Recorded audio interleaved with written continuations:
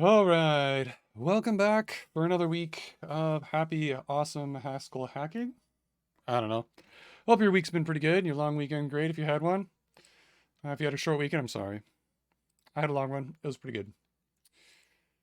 What are we going to work on this week? We can continue working on the adventure engine. I think that's just fine. We're in the middle of writing a parser for the game developer tools. Another thing I've been kind of interested in, maybe we should work on this. I don't know. So remember a couple weeks ago, I was doing a game competition for GS13K games, right? Well, that competition ended. I submitted my game, got it roughly finished, ish, and it won. Not first place, but I got placed about 121 or so around there. They just announced the winners, so not in like the top 100 rankings to win. Um, a free T-shirt or whatever. There it is, the winners page. My game was Death 13K. There it is, down there. That's the game we made on the stream in JavaScript. Something I thought might be interesting. Some people had some good feedback reviewing the game, and obviously I didn't like spend a whole lot of time on it, so I think this is a pretty good result. I really only spent like a few hours, a couple hours on stream, and like not much more off stream to get it to the point where it was. And some people had some pretty nice things to say about it. So I think it's totally doable next year. If I did this again, I could probably get hot top 100. But some of the feedback was pretty good, and I was thinking maybe I could do this in Haskell, and we could implement some of that feedback and make like the game. One thing I've been thinking about lately is like how do you get more people involved in programming in Haskell and doing something fun with it. And I think a pattern I've seen in other programming language ecosystems is to run game jams. There's like language specific ones like the Lisp game jam and like Pi Week and Pi game jams and for Python. Um, if you ever done any of the other programming competitions, you could do any language you want, and most people use like game engines and stuff these days. But still totally viable to do it with the intent of like creating more awareness for a particular programming language. Um, and games are kind of an interesting way of doing that because they have certain particular needs.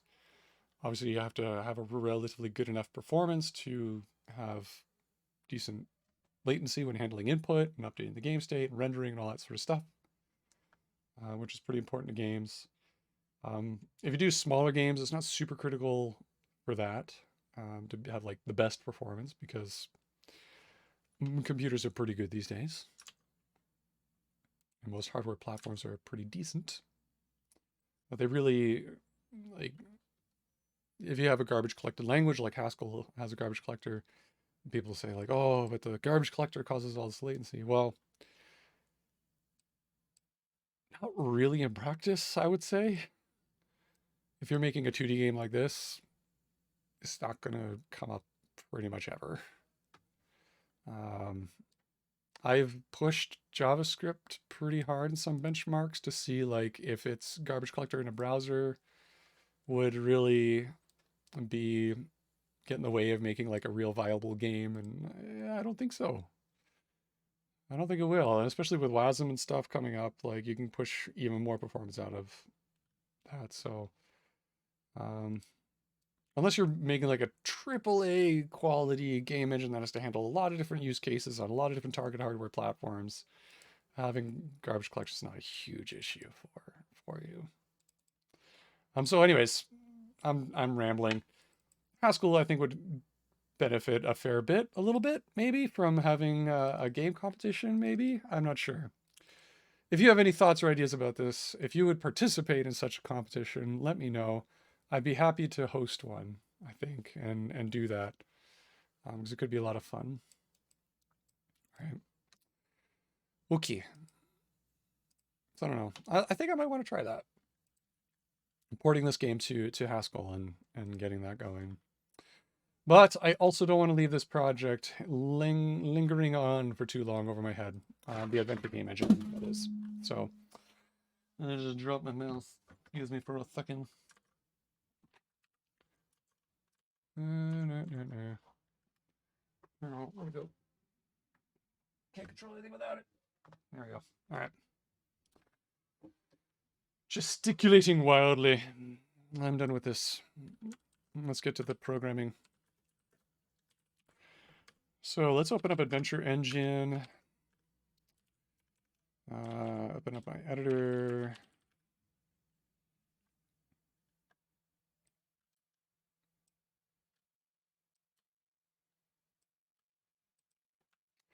Cool. So I believe last week we left off the parser in a okay-ish state, but we still had some things to do.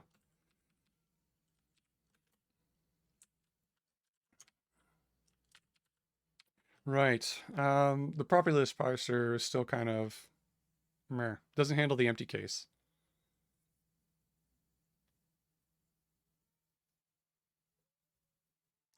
And then we get parse errors when there's an empty list. If there's a full list, it's fine, but I want it to be able to handle the empty exits list. Or empty, at least maybe not exits, but yeah. Because a valid game map shouldn't have dangling rooms. I think one of our requirements should be that they're all always connected. And we can hopefully detect that at a later stage, but we have to finish parsing the whole file first. So yeah, that example might not be the best one for this, to fix that. Because I think exits should never be empty. There should be at least one. But for objects and things like that, it should be. So I'm going to put objects should be our example there. Okay, so the parser is over here. And, oh no, it's in Game Maker. It's in Maker.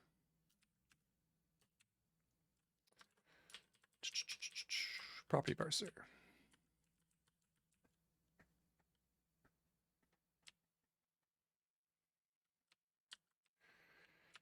Okay, and so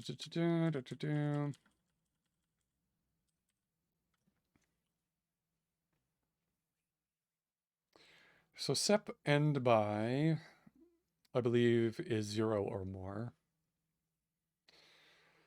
All right, so if we want to throw an error on the exit parser, we either need a property parser where we can define a property parser with 1 or more, and property parsers for 0 or more, and just use the correct one. Or maybe we could just special case the exits property list parsing. Let's look at that.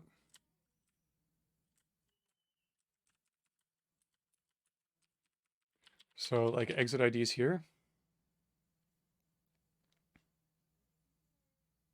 Yeah, I don't like special casing. This would look like basically checking for the length of exit IDs here and then throwing a fail if it doesn't get the right amount. So if the length of exit IDs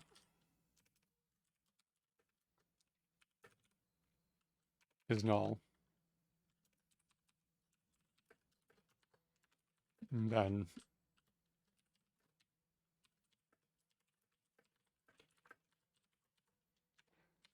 else continue kind of thing. But that's kind of ugly when we can just make this property parser 1.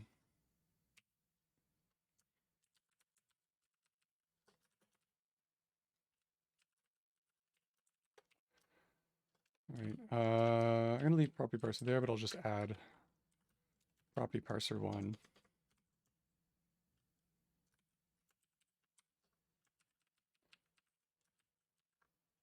One like this. So instead of sep end by, though, we have to find a different combinator that forces at least 1.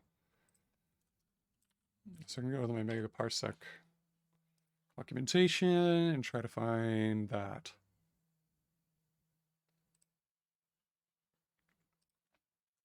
I think there's also control.monad.combinators.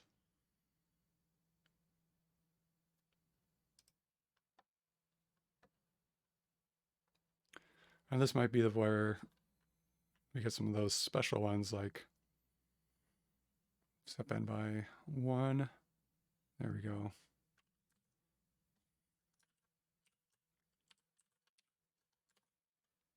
So sep n by 1 parses one or more occurrences of p separated by sep. All right, that's what we want property parser 1 to do. So that's what that should be good there. And now for, let's just get the builder going. File watch.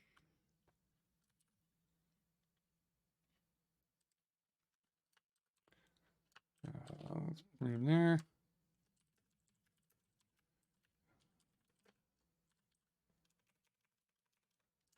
Actually, I could probably just do it in here with the REPL. Set variable Haskell process type. And it's going to be stack GHCI.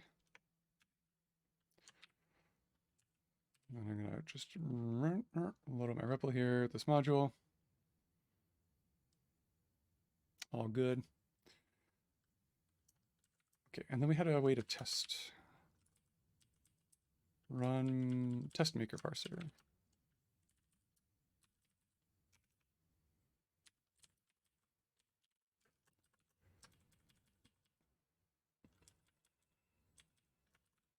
Property parser. Parser 1.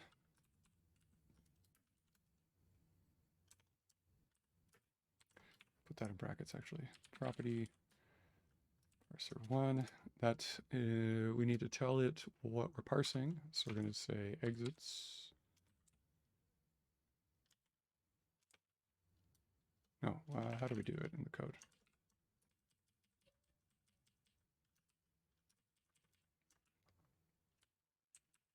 Yeah, exit. Exits. All right, and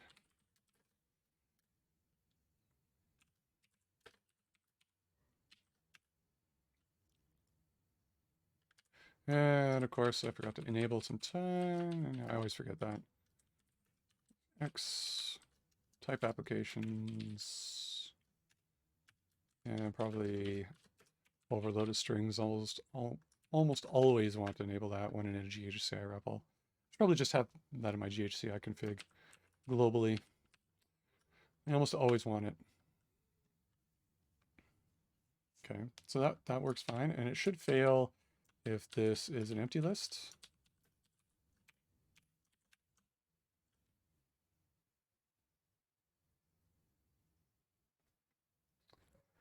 All right. So that's expecting white space, but it's failing on that parser.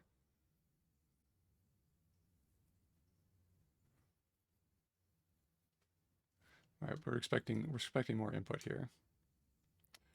But we don't get that with property parser without the one. It succeeds just with the empty list. All right, so if we wanted to throw an error, we expect at least one property. We use property parser 1. That'll be a little nicer for that.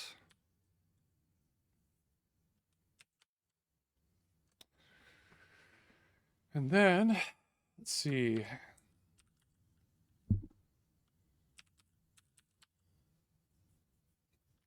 Actually, let's commit that. That's good.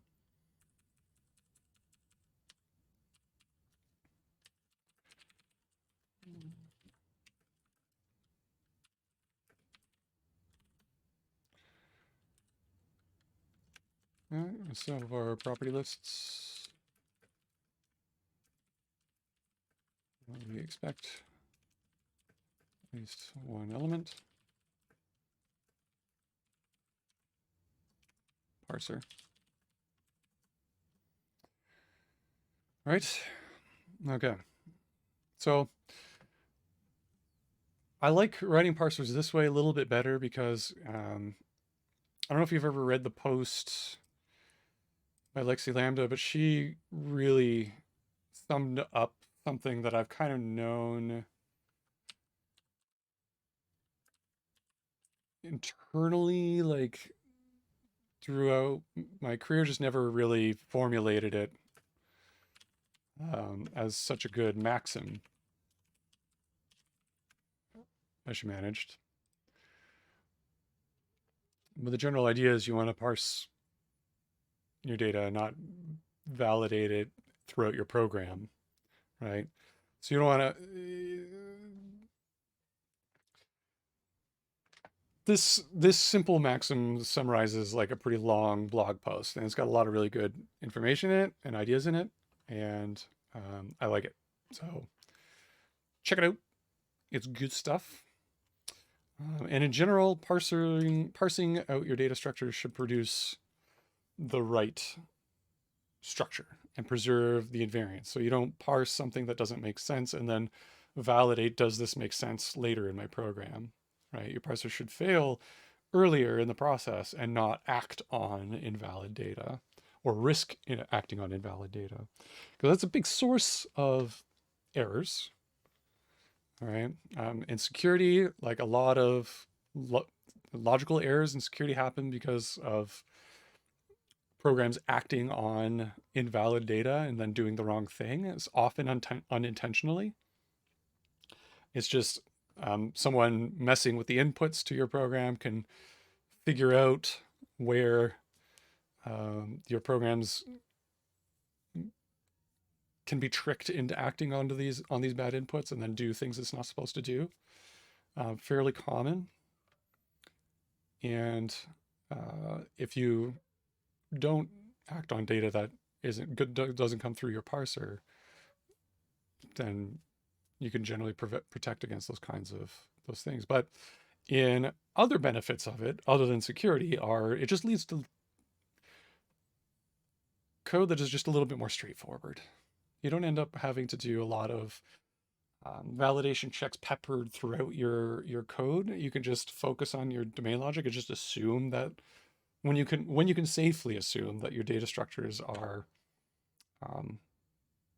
correct, it goes a long way to preventing having to check, like, does this actually have a value? Is it a valid value? Is it okay that I act on this thing? And then do the thing, right? It should just be like, if I parsed it, it's got to be fine, right?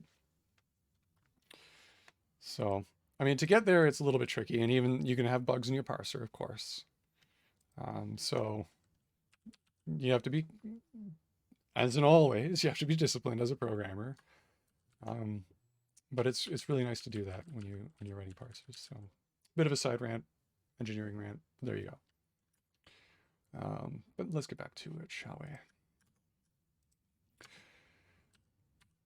So as much as possible, all I'm saying is validate your data by your parser. If your parser parses it successfully, your data should be valid. And reject early. All right, so we don't parse exit ID and possibly empty list of exit IDs and then validate is the list empty or not. We write a parser that parses what we expect, right? Has at least one element, one or more. And even now, like if we wanted to be even more strict in our typing of this, we can make exit IDs like property parser one return a non-empty list now, because we know there's going to be at least one element because the parser will fail if there's less than one, right? So that's possible. I'm not going to go that far with this, but you definitely can. And in some cases, it's a good idea to do so. All right, because then once you bake in the assumption that it's not empty, now a lot of your code that's calling this thing doesn't have to check for the empty list case. All right. If it doesn't make sense and there's no possibility and no world you want to exist in your program where there's a list of empty exit room IDs, we could go ahead and make that change and introduce that type there and just have a little bit more safety built into our program and a little better specification of our program built into our source code. So yeah, we basically don't waste time and code on things that don't matter. Okay. That's exit IDs. So let's do objects. All right, that's a thing that can be in the room field or in a room. Property parser. Now this is where a room could definitely have 0 or more objects in it. It doesn't have to have any objects. So we can use that one, game object.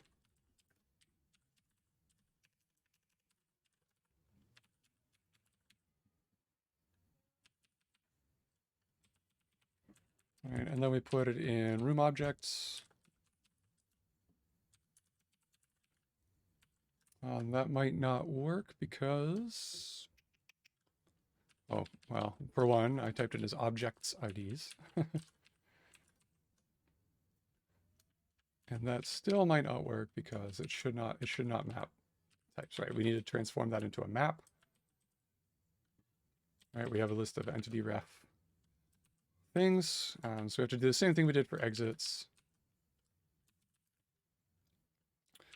Now I have exit ref to map. I'm going to need game object ref to map m.from list. All right, I've got it kind of some repeating-ish code. Hopefully, it's probably somewhat similar. We might refactor this down to be something more generic, but we can leave it for now. Where did I put exit ref to map? Jump over to that. Oh, it's just in the where, of course. So game object ref to map.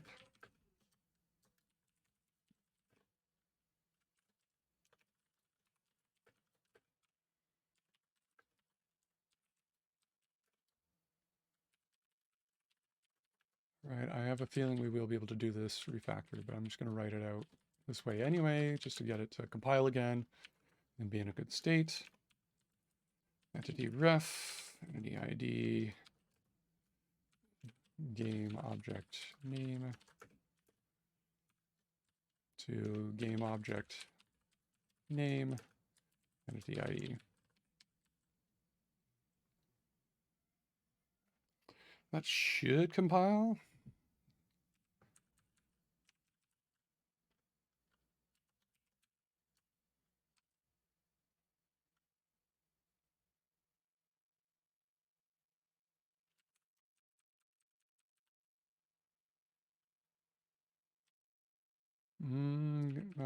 Okay.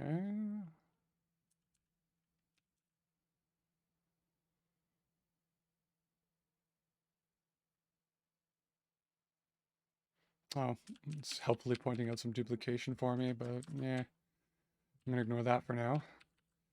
So that did compile, that works just fine. So I do think we could make this a little bit more generic and refactor this down to a single function. Entity ref to map.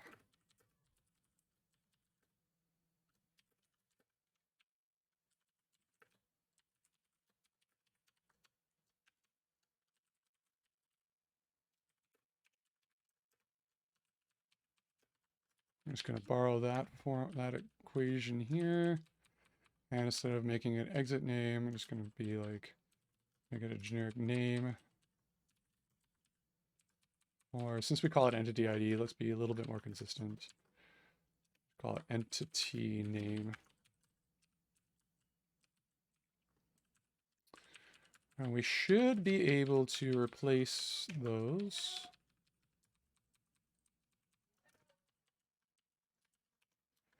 With entity ref to map. And that would be equivalent.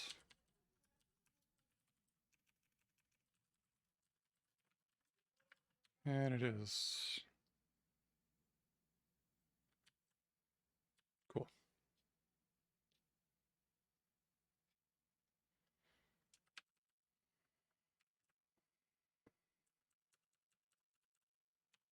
God, I love that. Refactoring by substitution. Very nice. Okay. So now we can get an empty list of object IDs. We just have to make sure that the empty list parser for this works and doesn't break the overall state of our room parser.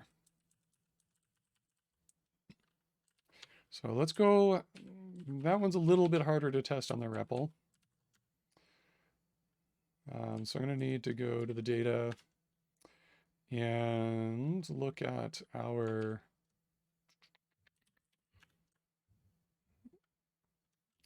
test world.text example in an example adventure. That's right. World.text. This is what we're trying to parse here. All right, so if I try and parse this file and I have empty exit lists, that should fail, but I should be able to have empty object properties here. They are required because we do, the first part of property parser will expect to consume this part, but we want it to be able to successfully parse the rest. I think we might need to fix space one, actually. That requires a space, so we'd have to, like, actually have a space in there. Because space one requires one or more spaces. Whereas I think what we really want is just optionally a space, 0 or more spaces.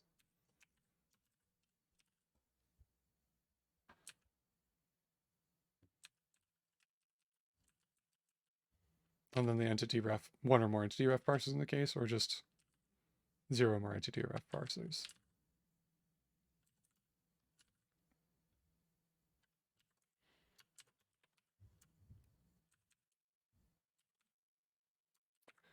Okay, my parser here, the one that's failing down here, but my editor's saying it's not building.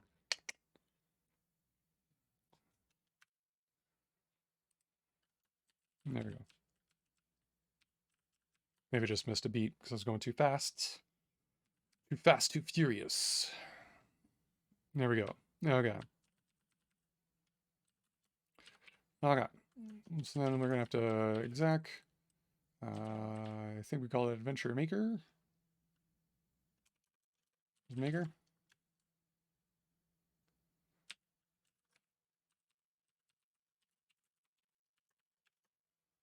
Yeah. Okay. We give it a directory. So data / example adventure. Okay. So we're still getting the parser where we have that unexpected new line ..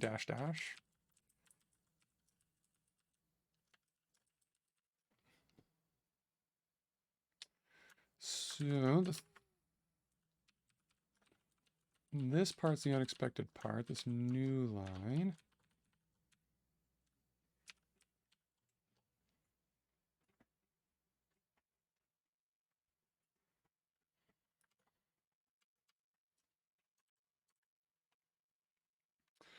Sep NBY consumes P.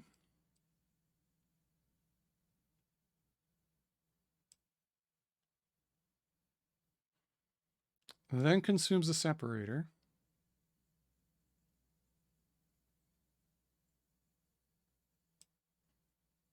And then tries the P again, followed by the separator. Optionally ended by separator. So separator can fail, and when it does, that's when it returns. Right.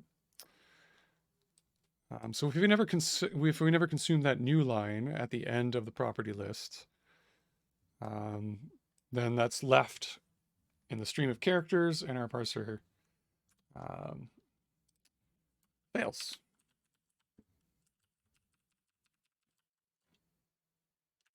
So we can make property parser consume the end line,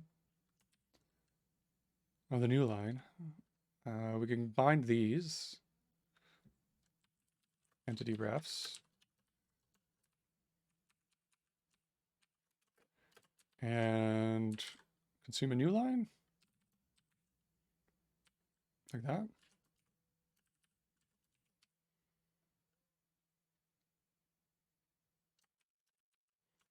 And then, oh, we gotta return pure entity refs.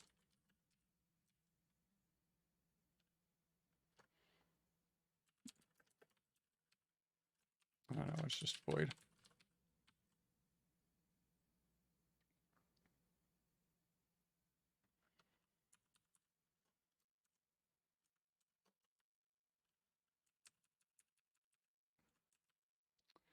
All right, and we'll do the same thing here.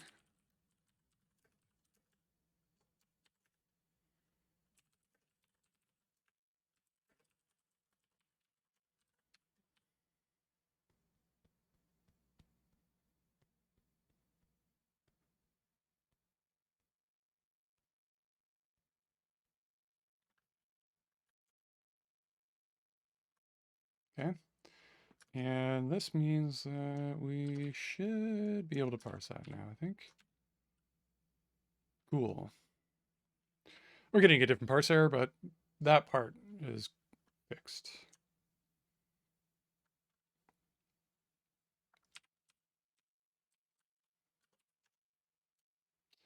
So this error comes up for a different reason.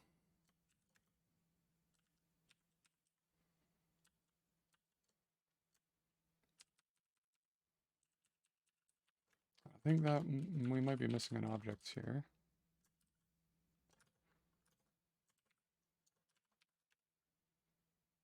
No, it's something else entirely.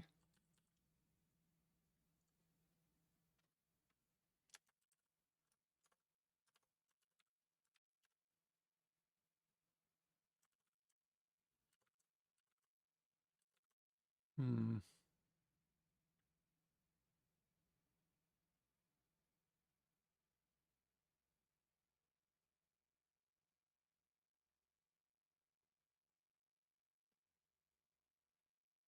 It's sort of, I think this error might be related to the thing we're trying to fix. So I think I'm going to continue trying to fix it in this current change that we're on.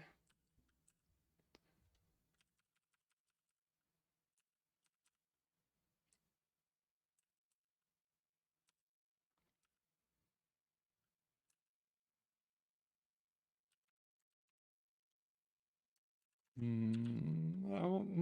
don't know if it's the property parser's fault here, though. I assume that we get past this failing right here. So we've consumed this.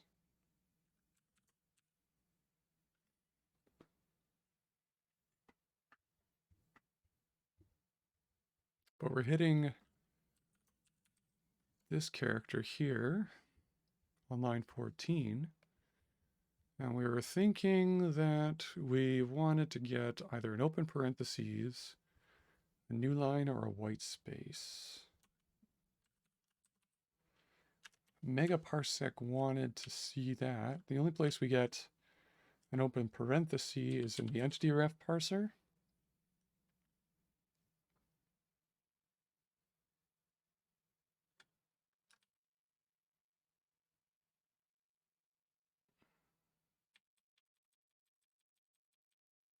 And let's see, after the object IDs, we consume the new line after this. Presumably our property parser will consume up to this. It'll try P. P will fail right away because it's just a new line. Then it consumes the new line.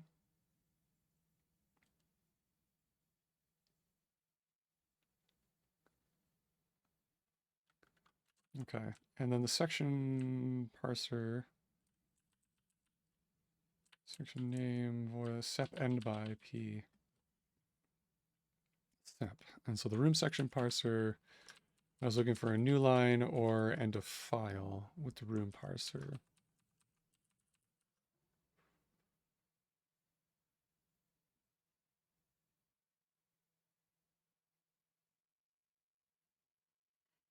Hmm.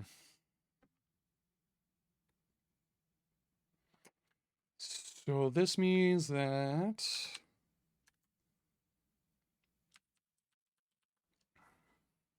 it's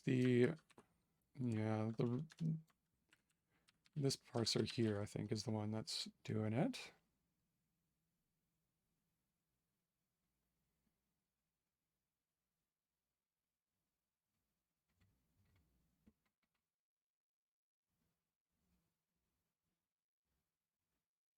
I wonder if maybe it would just be easier to have like a delimiter for these blocks.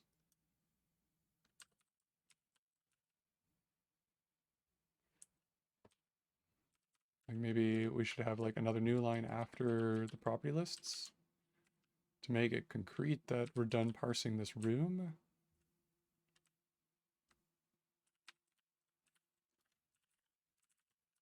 It's kind of sort of related, but not really.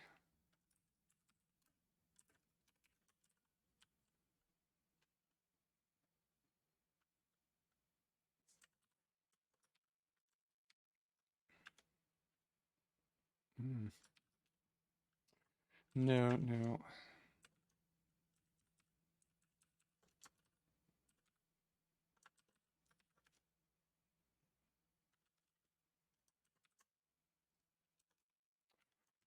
If I add a dummy reference to an object ID here,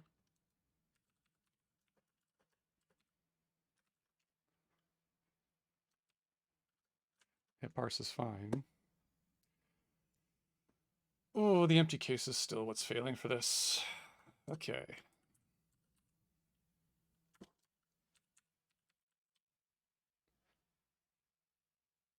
I still think having a double new line will be a good separator here for the rooms, but we just have to, it's the empty case on parser, and I think is doing it.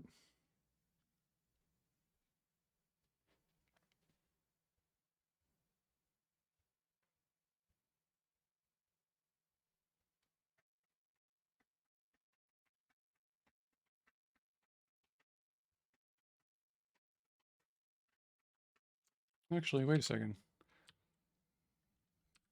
That's empty, and that's succeeded. That's also empty, that's succeeded. It's just the first one?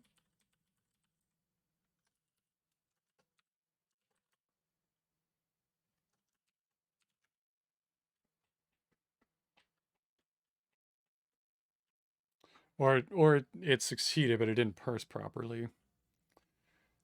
We could check that. That's probably what it is. I'm gonna go to example adventure, go into build, unzip the game.zip, and we look at the world.json.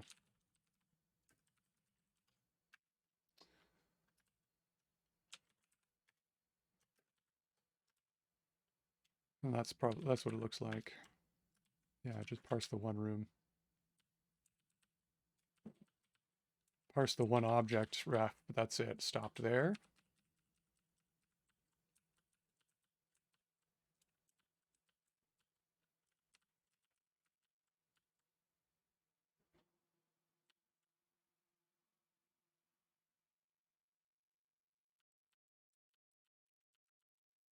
Hmm.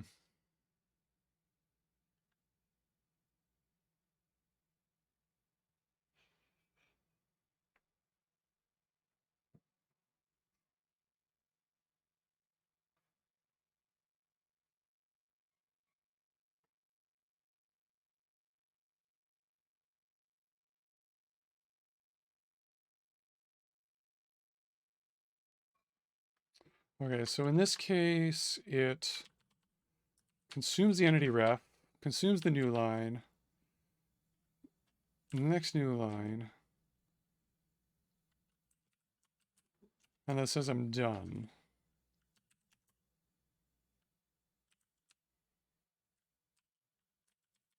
That's the room parser, the room section parser.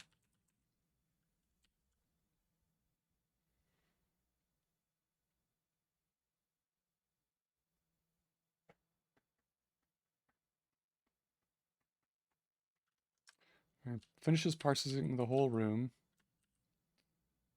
This succeeds when there's at least one object in here, which means the first new line is consumed. Now there's a new line and then a pound character ahead of us. All right, we check separator. This parser should succeed, consuming that. Now there's a pound character. And sep end by should try P again, which is room parser. And we should have a single pound character on the stack.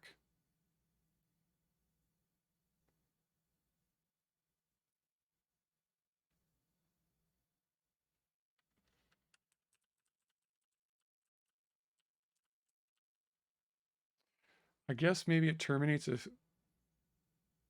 it can also terminate if P fails. We make this not empty. What ends up happening?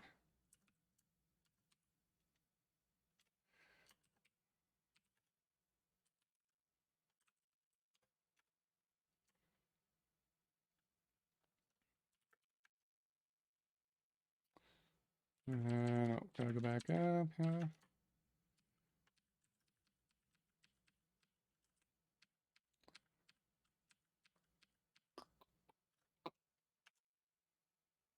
Okay, so it succeeded again. And it probably didn't really. Example adventure builds.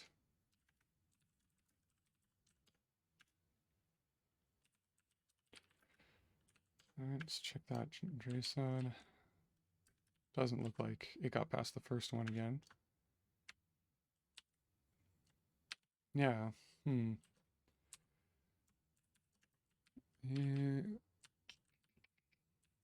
This one had, yeah, number 2 had non-empty objects this time when we ran it. So I was kind of expecting there to be 2 rooms in there.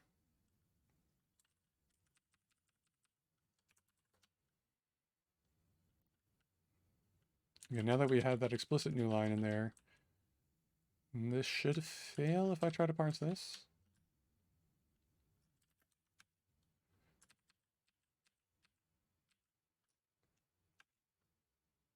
Yeah. So we're expecting a new line. Unexpected pound character. Yeah, that failed as expected. That's so good.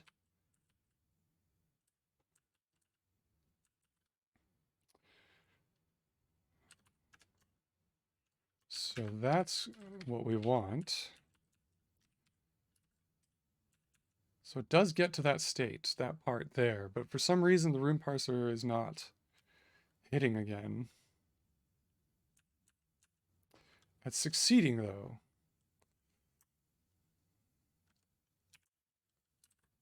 So maybe that's the issue. So it's hard to say.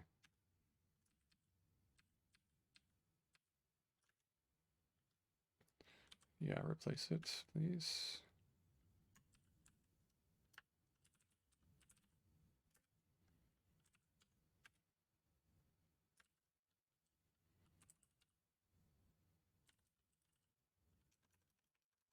Oh, let's make sure I'm actually looking at the actual file.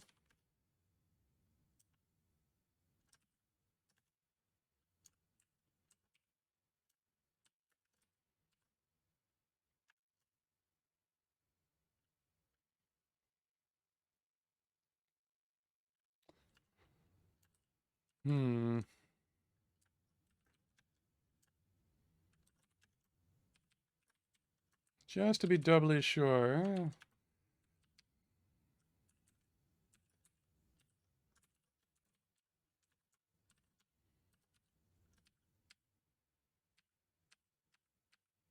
We'll execute that again on zip. I'm just a little cautious that maybe Emacs isn't reopening the buffer even though we've modified the file. And I don't remember the exact command offhand to reload the buffer's contents from the file.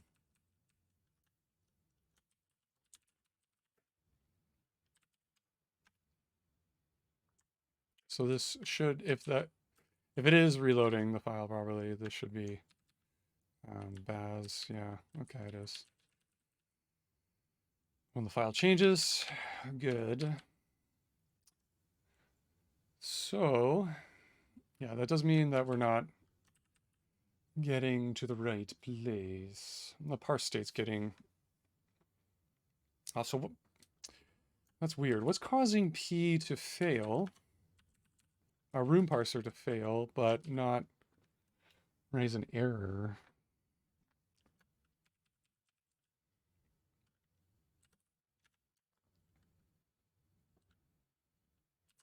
Because if I go to the world.txt source and say,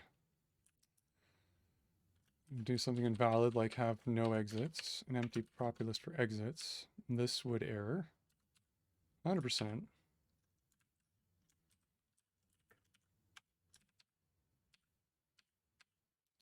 Maybe even try to run that. It's going to be unexpected dash dash.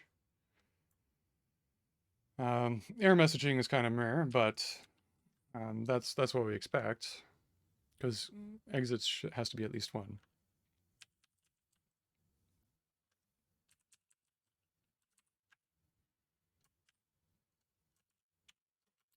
So that's fine.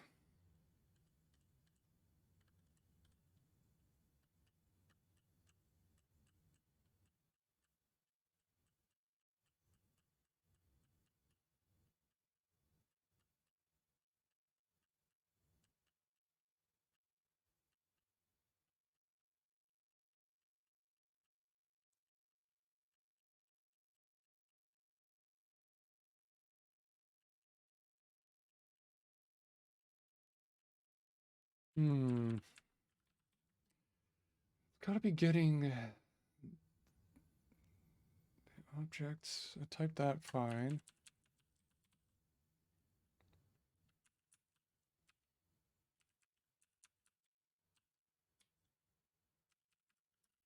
And let's see if it's actually.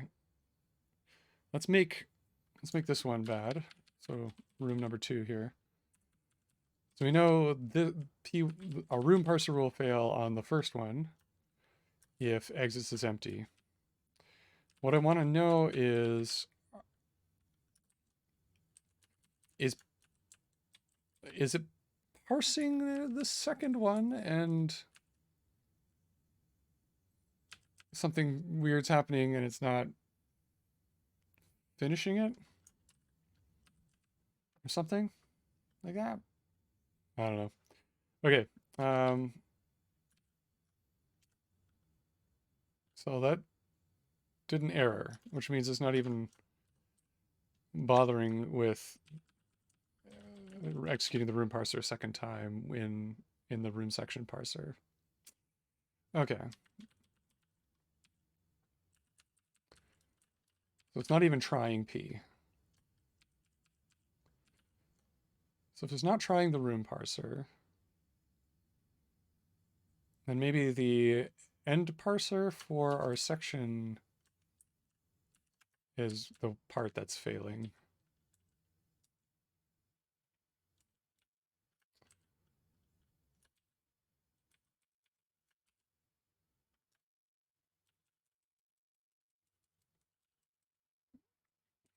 Okay, so,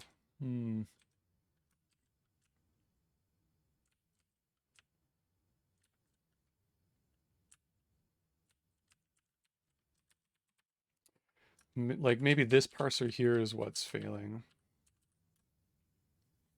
Because we know it'll, sep nby will stop and return its results, whatever it's parsed so far, with P. All the P's it has parsed so far. Or all the successive results of P that it's built up. Hey, Control Alt Ego, first time chat, what's up? So we're writing a parser for this game engine I've been working on. kind of a learning project for funsies. And we're trying to parse a custom format that we're expecting the game engine authors to write their game in. So it's to get you a better picture of the project. It's an interactive fiction engine.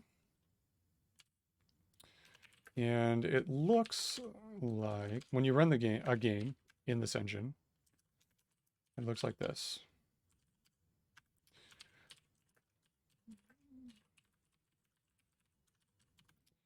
So it's got this little graphics-based interface for the users. You can have, don't mind my programmer graphics, but these are just test graphics, so you can have backgrounds to the different rooms in your interactive fiction game.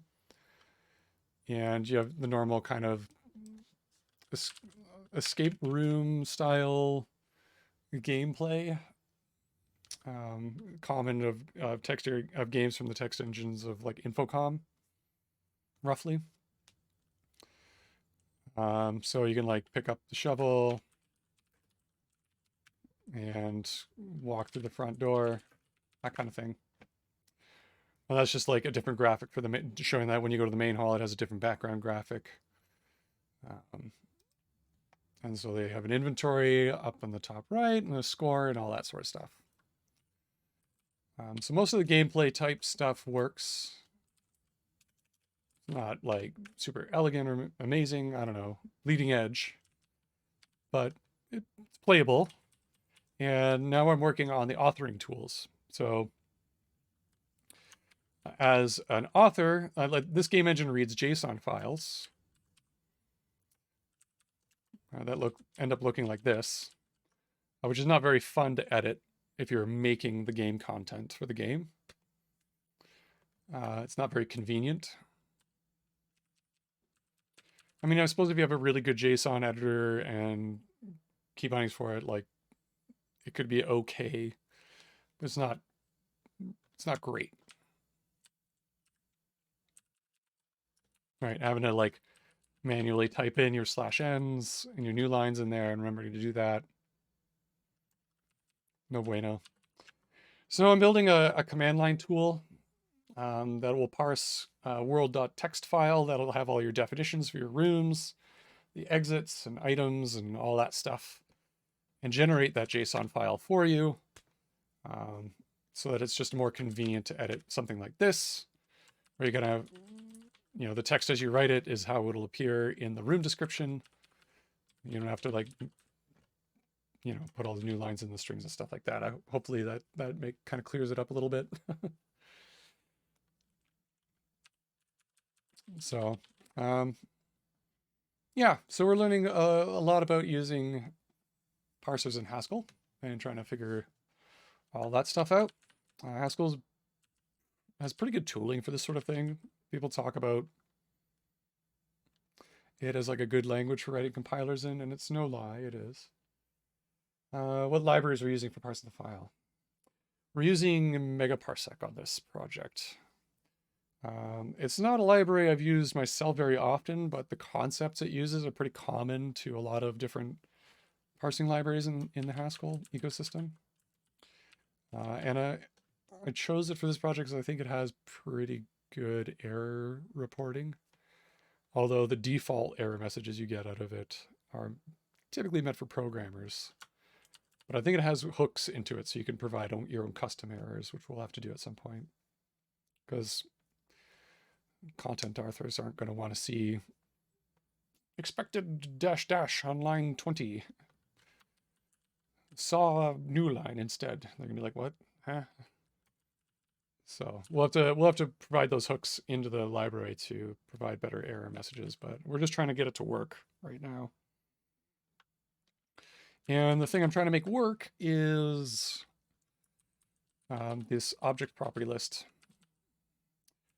So this -- exits, this is kind of like a syntax I've invented for this file format for like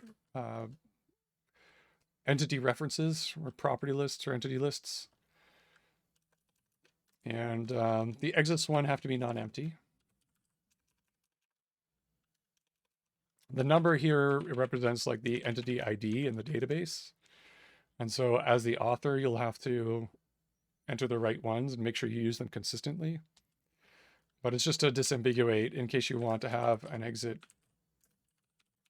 that's a front door, but is technically different than this front door, even though you want the title of the exit to appear in the room description the same. So eventually our parser will provide feedback and errors for you so you can see where you messed that up. And then if we have an interactive mode for it, that'll be even better because then you can hook it up to an editor like Emacs or whatever you're using, Visual Studio Code or whatever, and then run the CLI tool in the back as a background kind of thing and provide error reporting to the user in their editor of choice. That would be like the ideal way to go. I don't know if I'll take it that far, but that's the way to go, I think. But who knows? It's an open source project. The code is freely available on GitHub. Here, Agent Ultra, that's where I go on in GitHubs and socials and stuff. And Adventure Engine is the project, so.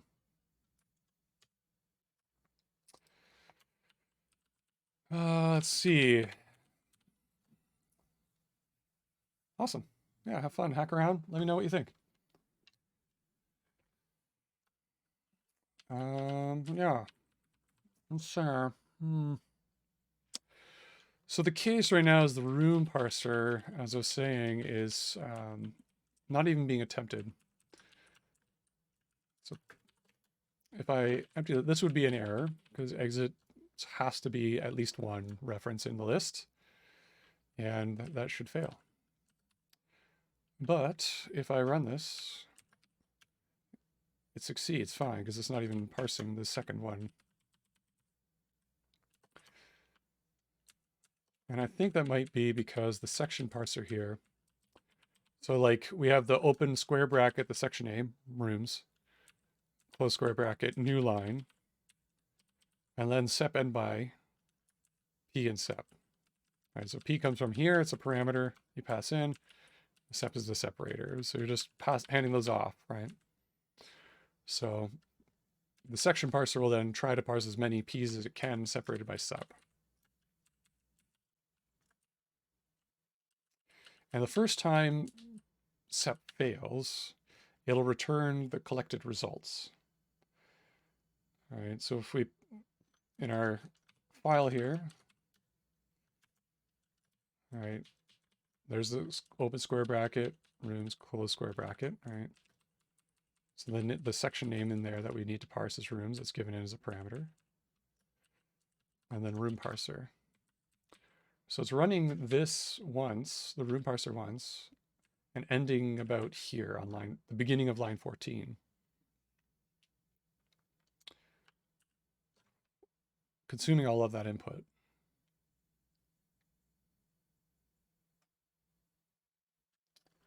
I think the room parser consumes this new line, right?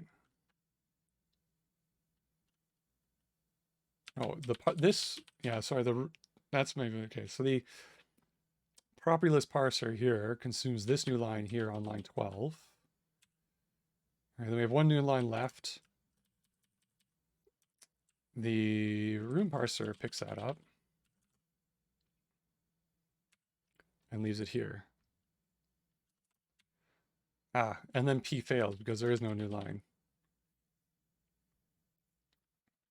So this, add one more new line, this should trigger it. Yeah, you can totally use the same library and the same concepts to create a JSON parser or an XML parser. Your own custom language parser if you wanted to write your own, take a shot at writing your own programming language as well.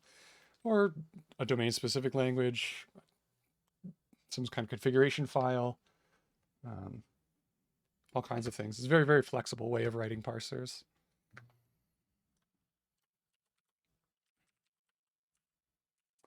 You know, somebody has a good video actually on doing this that goes through it from first principles. It's really cool. It's not very long. It's parsing JSON. Yeah, JSON parser 100% from scratch, only 111 lines. So this is not using any of these parsing libraries, but it builds up the same ideas behind all of these libraries.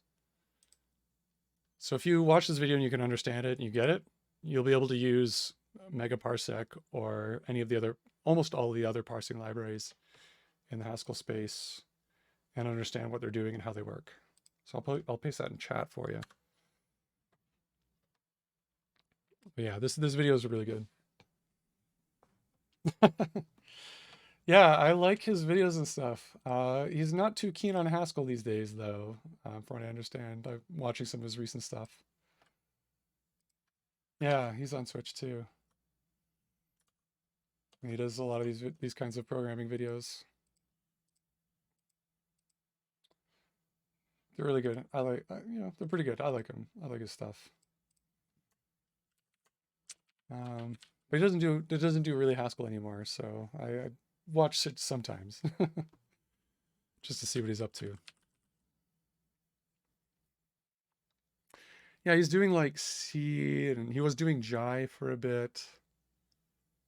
He was trying that out. I guess Jonathan Blow really got other people to use the compiler now, so interesting things. He tried Zig too. I watched that video. That was neat. That stream.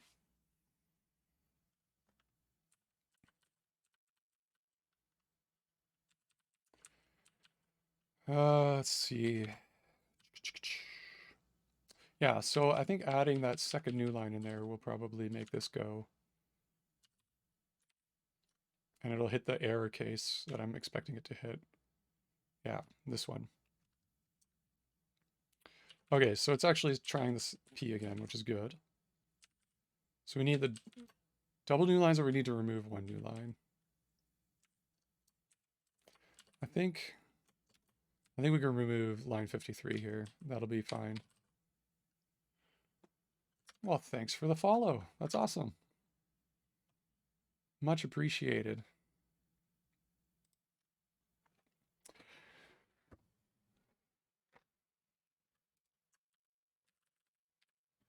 Yeah, so that'll fix that. So we can get rid of the extra new line here. So we'll have what I want, which is new line separated rooms.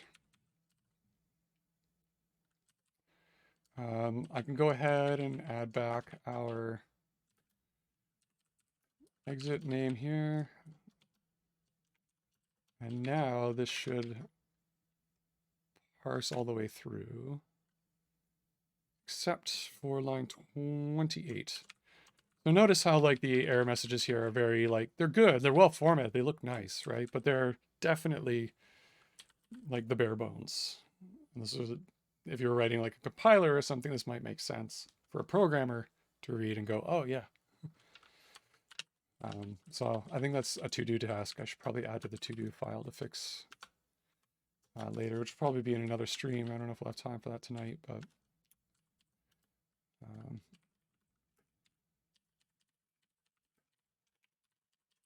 probably not custom, but friendly.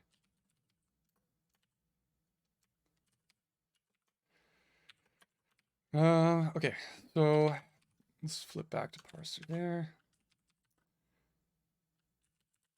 Okay, so this fails now on line 28 of our source file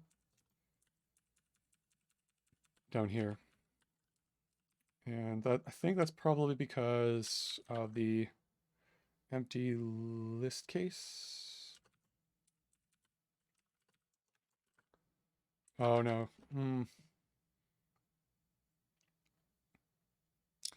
I think this is failing because we're getting, we need to have exactly one more new line, but my editor is cutting off the final new line and inserting EOF because it's an empty line. So my editor's like, meh, no, on save. That is a pretty reasonable thing to do for most cases.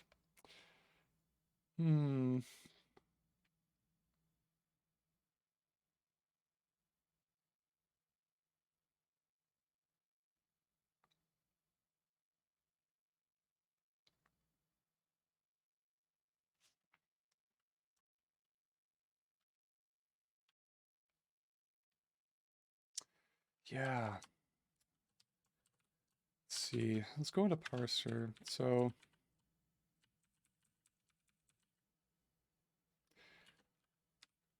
I think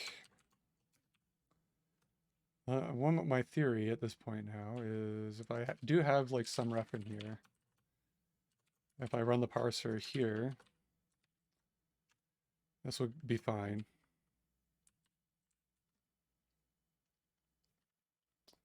But if I take this out, it will get the error again. Yeah.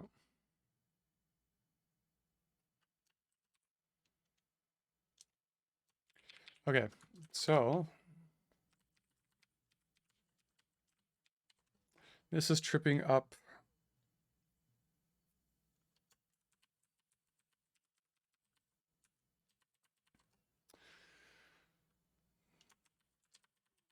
I think what's happening is this is tripping up the parser here. Just the empty case for some reason. Actually, sometimes, yeah, we got to double check this.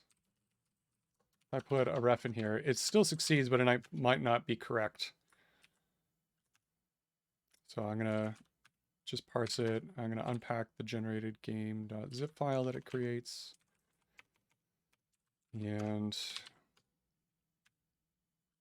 replace it, yeah. And then we're gonna open that up and just double check the contents.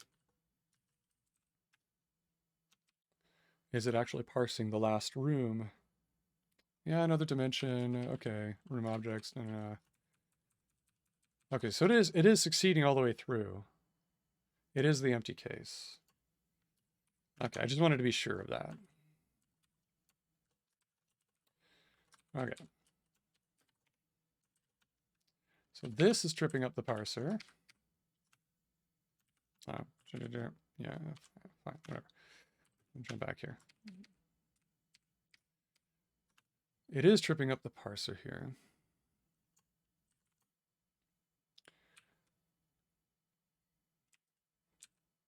We're getting, so this property list parser, all right, if we go look at that again, property parser here. This is the one being used for objects. All right, so it's consuming the dash dash once it gets to line 27 and the space. And then it consumes a string label, which is objects, the string objects. Then this colon character. Then a space, but there is no space.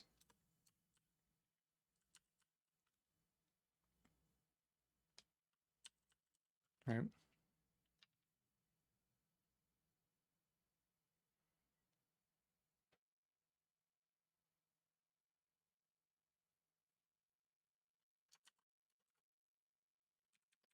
I've actually, no, space is 0 or more, right? So that should be fine.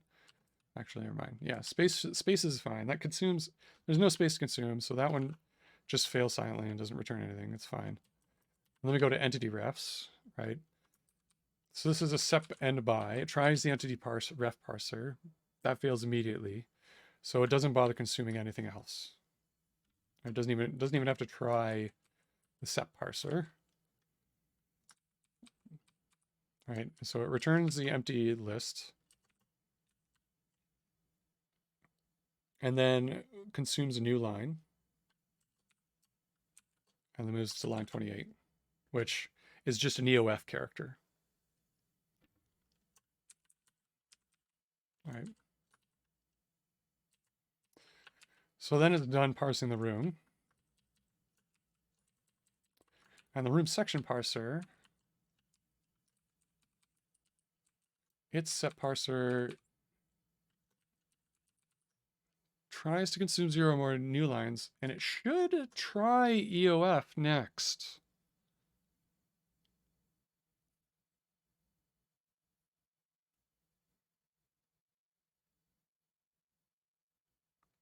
So it might be that either it could be failing on this part, and I would expect it to try, this is kind of like acting like an OR, right? If this parse fails, then try this one, EOF. And maybe EOF is not doing what I think it's supposed to be doing.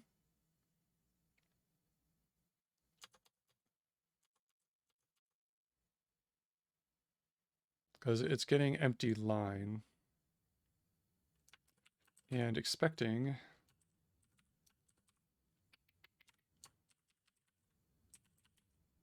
unexpected end of input. Expecting a new line, an open parenthesis, or a white space. So that doesn't quite line up with what I just said. After we complete the room parser,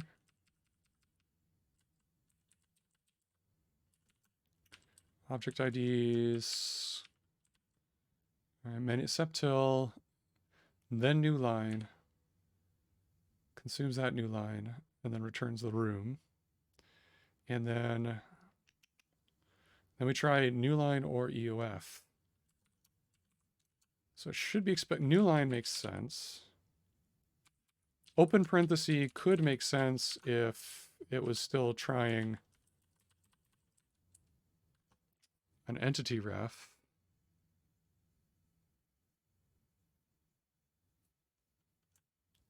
Or if it's still trying to parse the entity refs, but failing. I wonder, we don't have empty object lists in other rooms. I wonder if we'll get this error earlier in the parse if I do this here.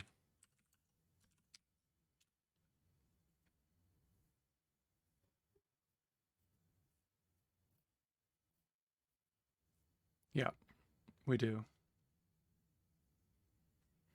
Okay, so that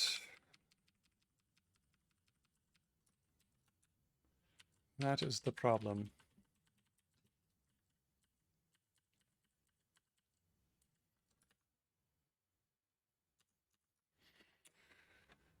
Okay, so sep n by parses 0 or more occurrences of p.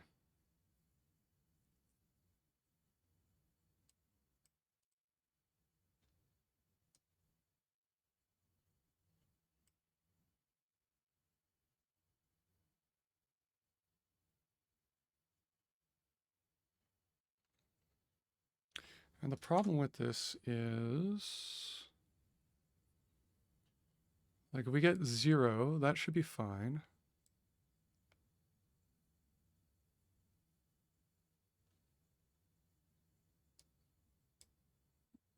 Still parse the new line. I guess it's probably just putting megaparsec in like kind of a weird state where it doesn't know which parser to apply next.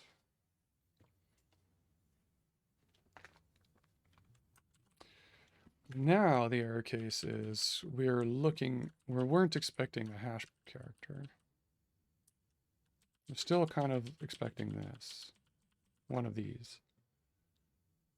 And this fortunately our language's syntax is pretty simple, that the only thing we have syntactically that's an open parenthesis are these entity refs, which is where I think that's where that's coming from.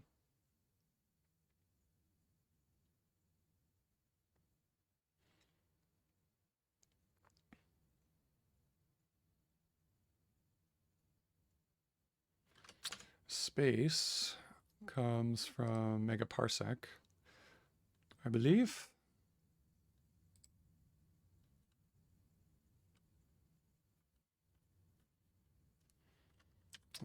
Space. All right, skips 0 or more white space characters.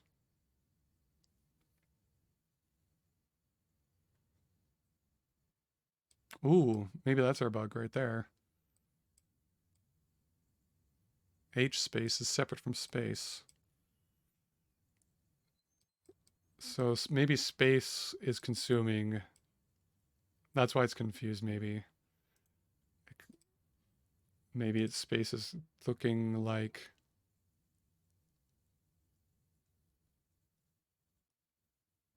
it could take new line characters. is h space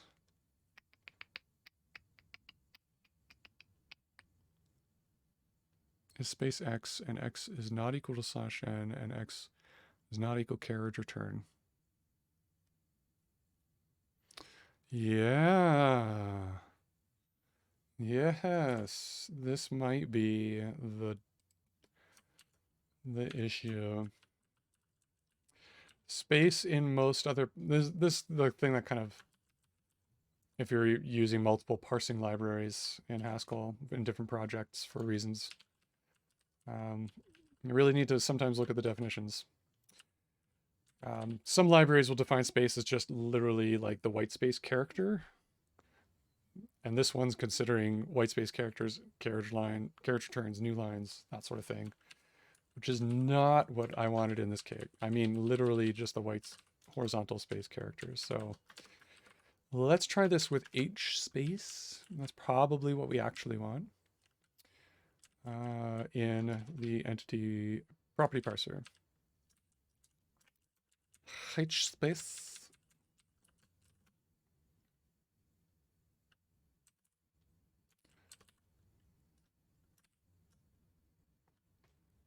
Okay, once that rebuilds, links, all that stuff, good. Okay, we were successful this time. At least the parse was successful. Right, we had an empty list here and an empty list here. So let's go check out that games.zip file and see if it actually worked. Yeah, it's kind of funny. And all of these things are a lot of holdovers from technology that nobody uses anymore, but still has to be present for reasons.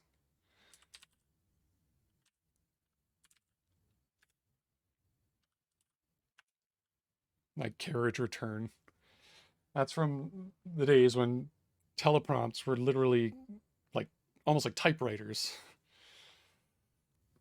that you hooked up to a computer, and you literally had to like signal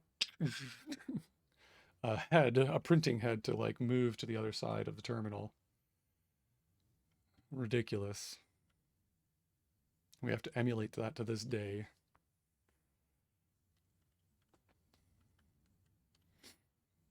And parse it as things that could be in files, in text files. If you do any amount of like trying to write a native like terminal emulated like code against a terminal emulator, like a raw terminal emulator, and try to like write your own curses style library and like make a text editor or some other kind of interactive UI on using a terminal, you have to dive deep on that stuff and all those invisible, non-visible, non-printable characters. Oh, it's nuts. Fun, hilarious. You learn some really cool, interesting trivia, but yeah, whatever. You do have to deal with it in parsers and be aware of it. So let's open that up. I'm expecting it to be working. And be all good.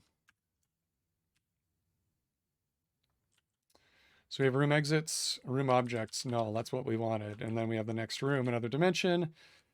Room objects, null. That's what we wanted. We still have the room exits. Everything's looking good. Bueno.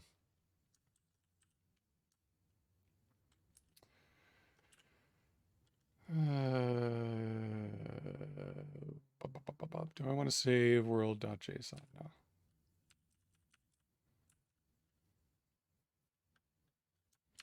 Right? Okay. So this is good. This works. Right. And the first one has its baz entity object. Good. All right. So we can handle the empty case for objects now, empty property lists. I'm going to create a commit for that.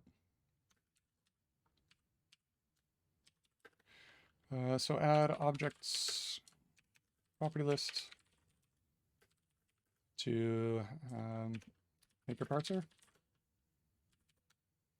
That's not a good description. Let me reword that.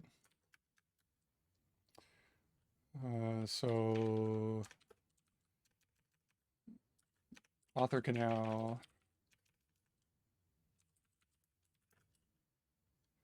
no, let's just add ads.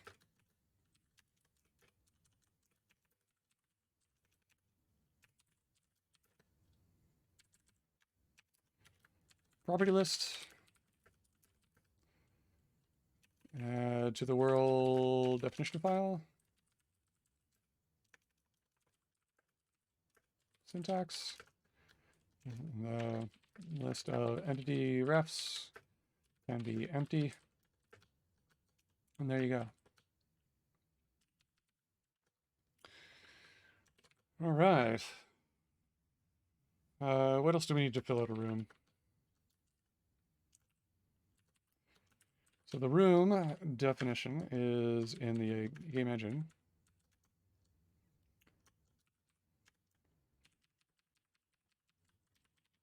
We have room exits, room objects filled out now. We could use a background and well, dig is going to be the trickier one.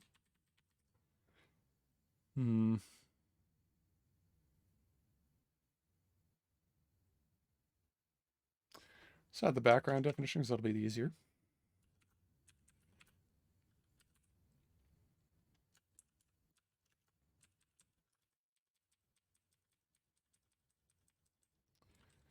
Okay, so when we're parsing the room, how do we want to define the background image if there is one?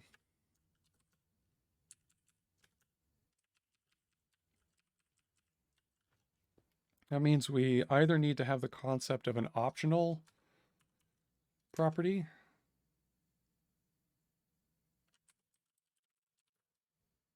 Because if there's no background image, I don't want to have to like force you to put a thing there, but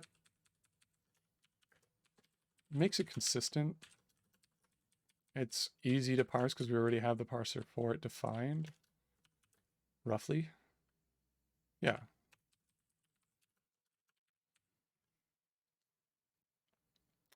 But if we reuse the property list parser, that means they could have more than one. Technically, we can only have one. So we might need to have like a special case parser for this. Or just like try it, but not require it.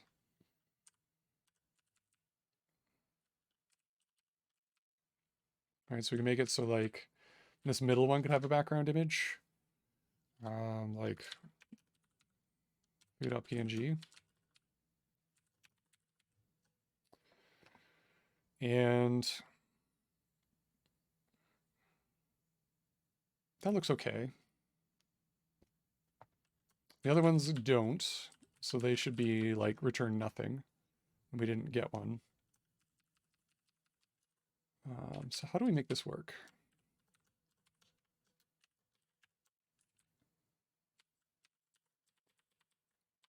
I believe there's a combinator like try, something like that, option. Or we can return a default. Yeah, option or optional.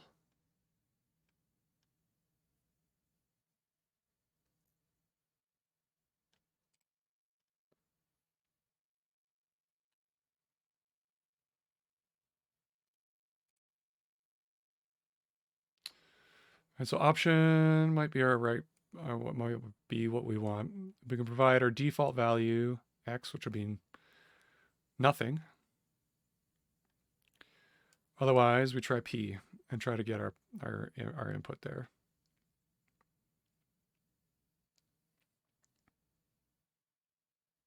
All right, so it tries P, P can fail, and then we return X. I think that'll be fine. And that'll work. So it'd be like BG. Could be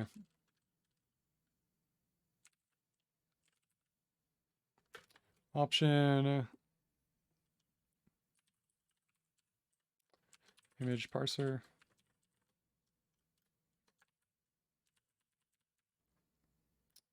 Something like that. And then we could fill this. Oh, wait. Option takes the nothing as the first parameter.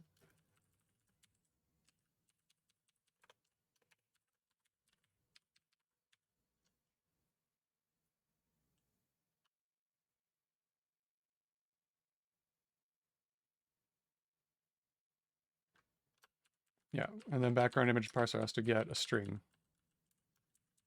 of a file name. And then this would go here.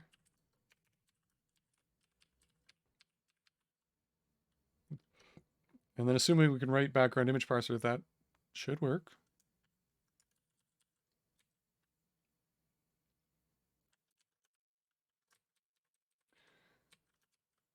And anti-ref stuff, world parser.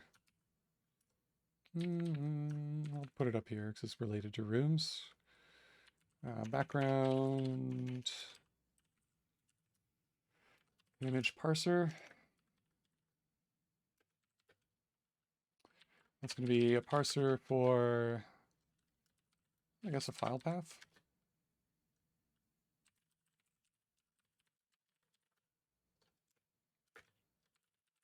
Actually, I'm not sure if that would technically be right. I kind of want it to be a file name, and then we'll construct the path based on like where the conventions we've established for the zip file of where the game assets will actually be loaded from.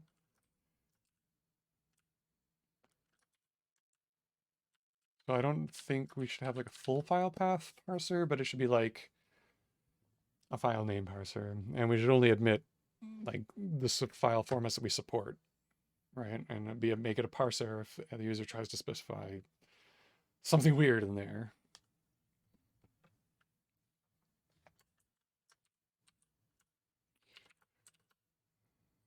For example, images.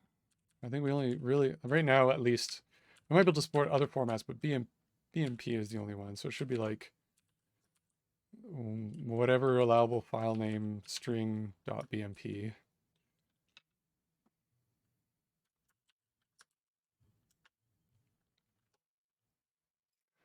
Um,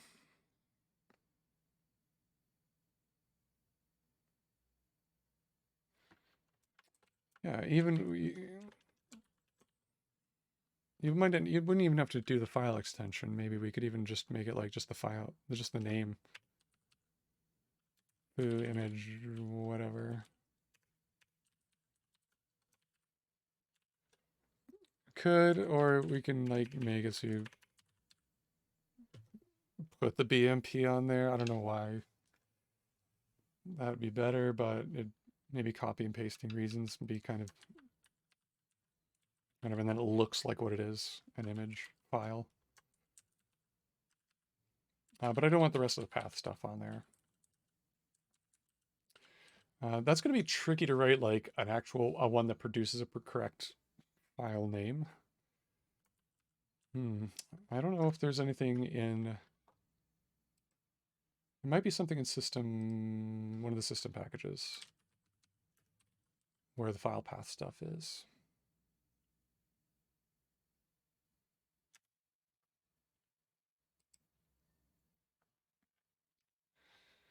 And you find that on here, system.io.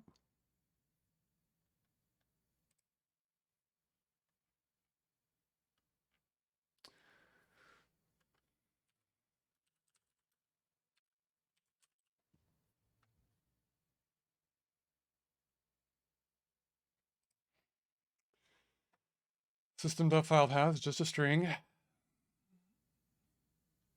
Not super great, but that's what it is.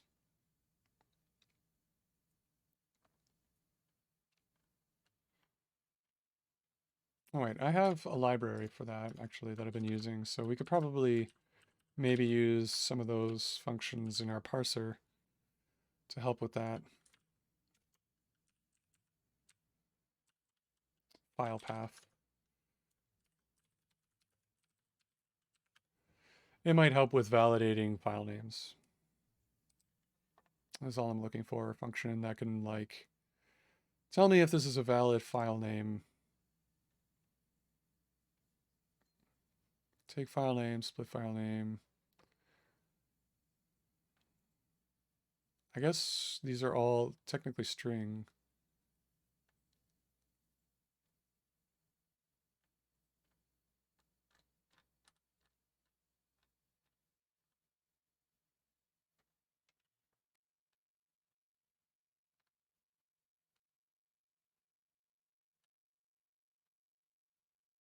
Maybe this is the wrong way to think about it then.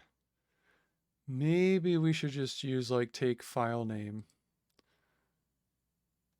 So they can define whatever they want, but we'll just get the proper part of it that we care about. Because I want the maker program to control the base path, because like that's a convention established by like the structure of our zip file. And the zip file path constructors, like as we saw in the zip library, is a little bit different than regular file paths. So we need to do that anyway. So I think take file name might be what we want for that. So for the background image parser, to be able to define this, we will first do the string dash dash space background.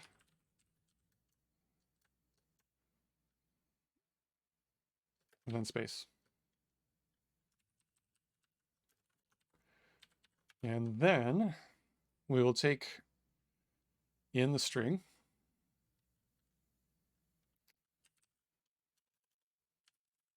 I'll bind it to path, say. We can take it up to the end of the line, consuming the new line. Do I have something like that already? It's pretty common, but for some reason not defined as a base combinator, I don't think.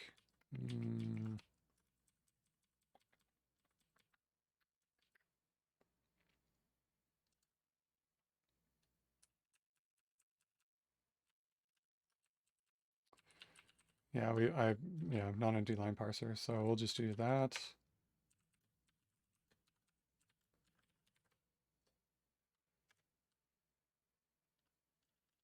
I think non-empty line takes any Latin 1 characters up until and consumes the new line. I think some till consumes the new line. And then returns that as a text. So then we can get the file path thing, take file name.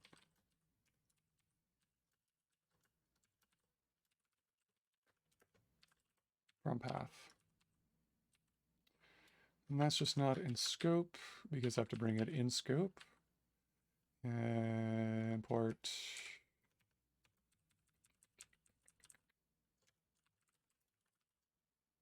file path? Oh, what's the package name? System.filepath.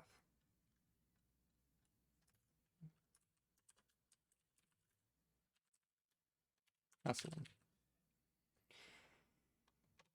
And what's wrong with this? It wants a string, not a text. Super awesome.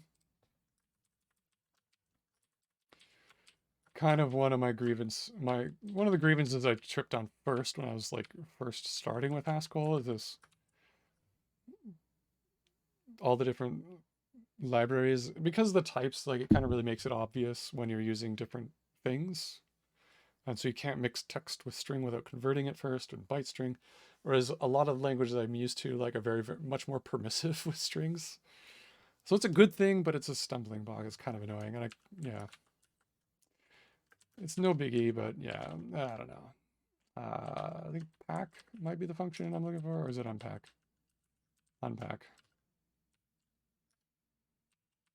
There we go. So unpack that. Still not happy down here. Do I have this type error? Oh, I do. Okay.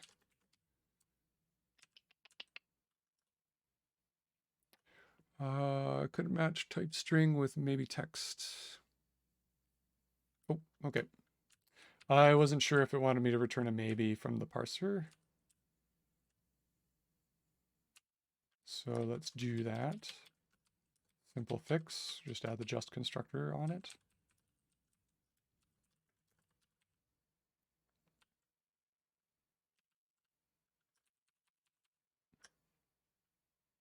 Okay, maybe not. I was wrong.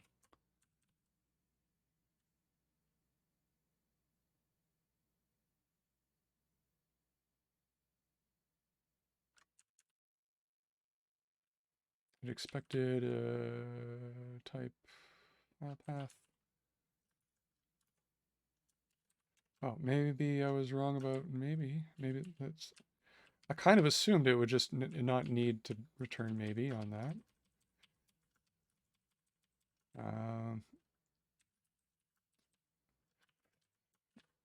Maybe my problem is that I need to wrap.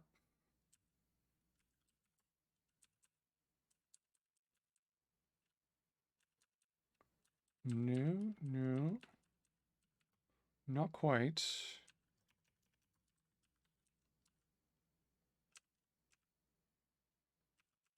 Oh, sorry, maybe it's up here that I gotta add the... This should be...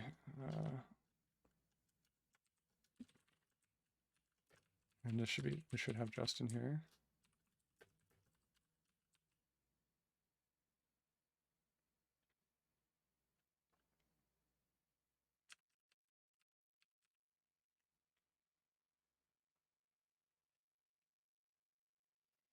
We wanted a text because the game engine demands this to be a text.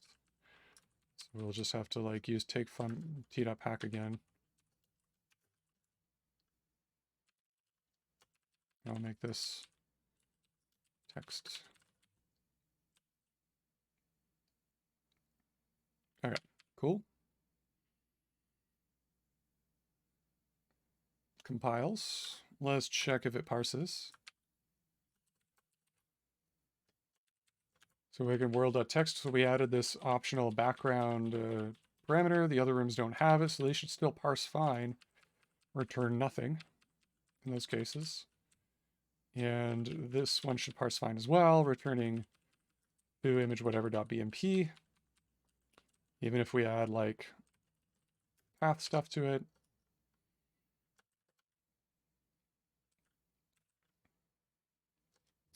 All right, so that should be fine. I think this is going to work. I'm not 100% sure, but I think it's going to work. Let's get back there. Run it. So it did succeed. Let's actually check that it's correct. Unzip game.zip. Replace it. Yep. Let's go to that file. Pretty print it. And 3 rooms. Room objects, room exits, null room background. For image whatever.bmp, no beginning path name. So if the user for some reason adds a path name in there, I don't know. Whatever. We'll get the right part of it that we want. And no room background. So that does work. Wonderful. Let's commit that.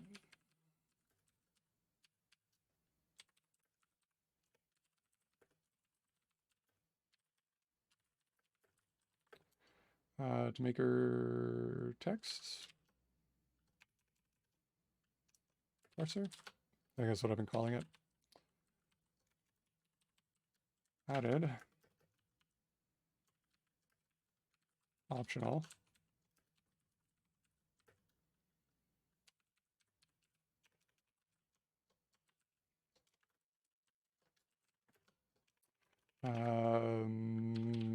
Parameters syntax. to room definitions.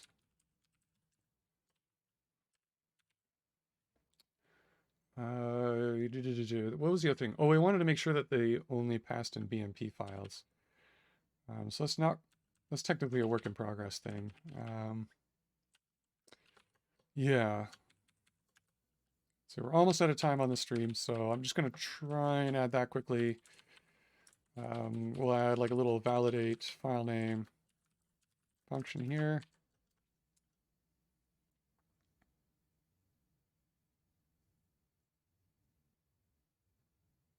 Actually, what would the type even of that be? That would be weird.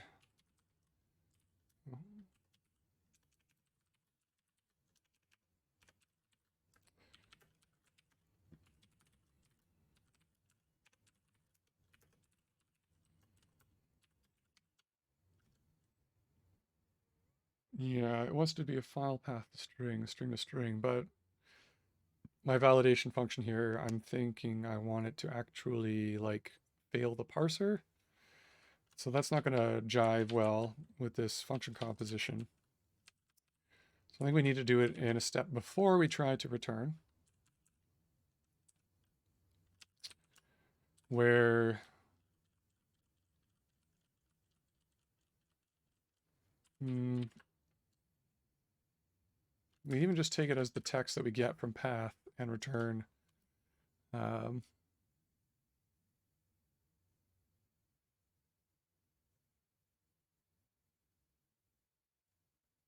No, I'm going to go back on this a step back on this and recall earlier in the stream where I was saying that we should just write a parse that returns the correct thing. That would be better and cleaner. So not just non-empty line parser, we want like a file name parser, a valid file name parser, background file name parser. And this will just return. We could even, no, let's do the text. But yeah.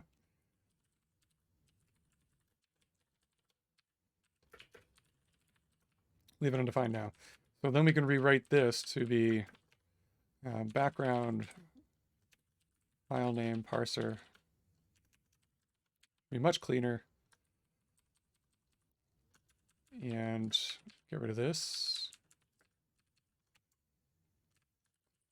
And then we could also just get rid of all this.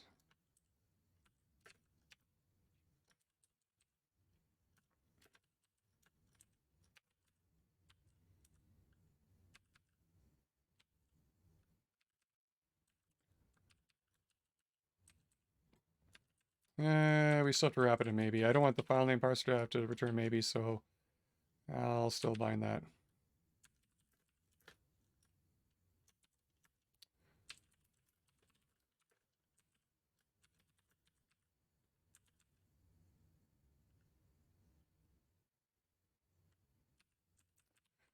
Okay. So that warning, I'm going to ignore that warning because I'm going to use file path in just a second, I'm sure. Okay, so background file name. We're going to get the text here.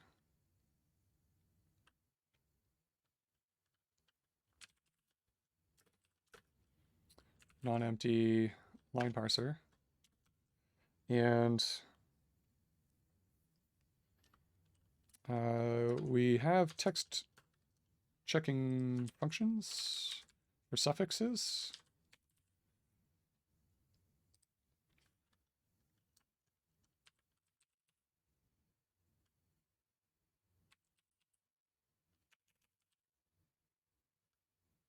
Is suffix of.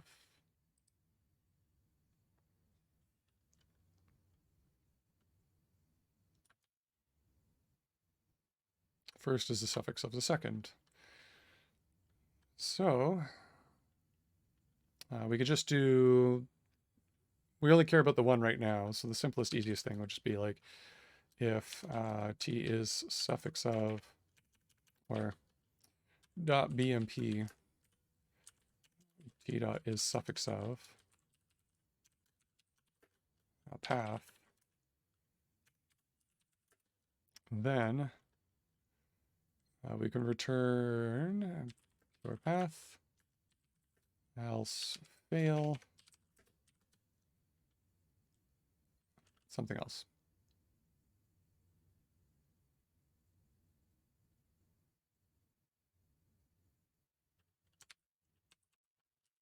I'm going to do my path stuff here.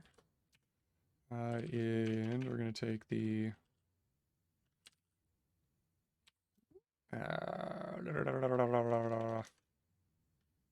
oh, jeez, I forgot it already. Stream brain. Take file name. That's right. That's what I meant. Take file name. Which means we're going to have to t.pack, unpack, sorry, into a string. Take file name and put it back into a text.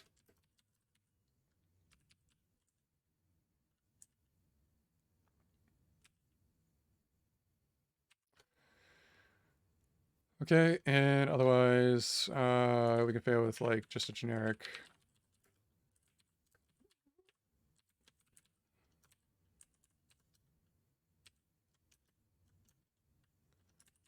unsupported background file. Yeah. I'm going to do another pass on the error messages at a later time in that to-do item, so something good enough for now. Just to get this working is fine by me. Okay. So with that in place, let's get the error case hit. If I change this to PNG,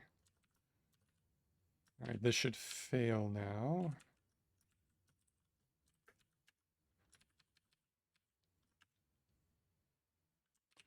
There we go, unsupported background file extension.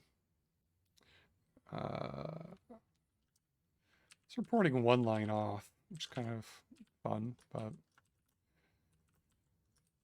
if I turn it to BMP, it should be back to gold. And there you go. That's right, using your, just to reiterate that point, we're using your parser to validate your data. So the rest of your code can just assume that the data it gets out of the parser is correct and well formed. And they don't have to like do a bunch of spot checks in the middle of your code just to check that your data was parsed properly. Right? That's why it's cleaner to do it that way. Okay. So that's good. I'll check that in now.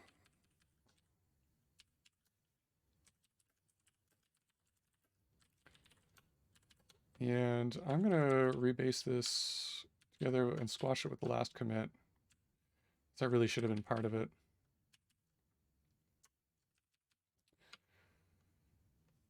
And I think that looks good. All right, first we had the property one parser to make sure that exits have to be defined, at least one. So we don't have, that eliminates the ability for the author to write hanging rooms that have no exit. So we don't have to worry about that. Then we add the object's property lists. This one allows it to have optional number of object IDs in the entity refs in the object lists. Adds it to the room. We learned about H space versus space, at least in the megaparsec library. Those are two separate things. Space will consider new lines and character turns as spaces, as well as just the white space character. And H space, just white space characters. I think that might include tabs. I haven't really checked on that, but that's fine too. And then our last commit here adds the ability to define background images optionally on rooms, which is great. Okay, so I'm going to push that up. So if you're just tuning in a little bit later, you can get this code here on GitHub. I'm Agent Ultra. This is Adventure Engine. This is where you can get the code and check it out. And I usually do these streams once a week on Tuesday evenings. So if this is your first time checking it out, I'll be here next week around this 8 o'clock-ish, 10 after 8 in the Eastern time zone. If it happens to be daylight savings time or whatever. And yeah, give us a follow. That doesn't hurt. You'll get notifications when I go live. Sometimes I do bonus streams of random things every now and again. And so if you want to get notified of those, that's the best way to do it. If you're watching on YouTube, because I do also put these out on YouTube for my friends in different time zones, you know what to do there. So thanks for joining me again this week. May all your monads be free and may your types always check. I'm Agent Ultra. Follow me on the GitHubs, on the Twitters and socials, in the Fediverse, at types.pl, so on and so forth. And I'll see you next week. Happy hacking. Peace out.